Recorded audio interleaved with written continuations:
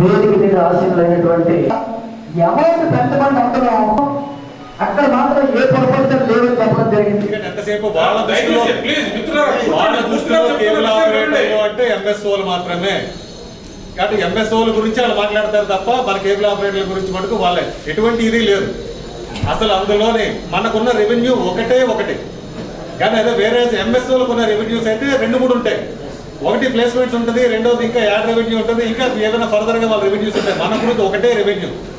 బేసిక్గా చూసుకుంటే అసలు ఇక రెవెన్యూ పరంగా తక్కువ ఉన్నాం. మనకి ఆ డ్రాయింగ్ దీంట్లో కూడా షేర్ కూడా తక్కువ ఇచ్చింది. కాబట్టి ఈ ఆపరేటర్ షేర్ అనేది మనకు కంపల్సరీగా పెరగాలి. అది ఇక్కడ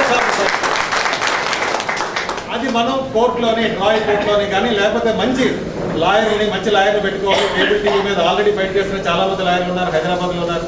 సో వాళ్ళని పట్టుకొని కంపల్సరీగా ఈ విధంగా మనం ట్రై చేయాలి. డ్రాయింగ్లో నిబంధనలను మార్చే విధంగా మనం చేసుకోవాలి.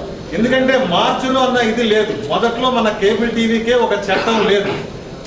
ఏదైనా గవర్నమెంట్ ఆఫీస్ మీదైనా మనం వైర్ రన్ చేస్తే సింపుల్గా లేదని అసలు కేబుల్ టీవీకే చట్టం లేదు కాబట్టి వైర్లు తీసేదాన్ని. ఎందుకంటే నేను ప్రాక్టికల్గా ఫేస్ చేశాను. అలాంటి దానికి మనకి చట్టాన్ని ఒకటి క్రియేట్ చేశారు. చట్టం మనం తీసుకున్నాం. మన అందరూ ఇంతమంది జనాలు ఇంతమంది కేబుల్ ఆపరేటర్లు వచ్చిన తర్వాత దాన్ని ఒక చట్టంగా చేశారు. కాబట్టి ఏంటంటే చట్టం మార్చడం అనేది పెద్ద ఇది కాదు. కాబట్టి డ్రాయింగ్ నిబంధనల్ని మార్చాలి అని మన ఒక్క ఇదే కాదు, విశాఖపట్నం కాదు, టోటల్గా నాకు తెలిసి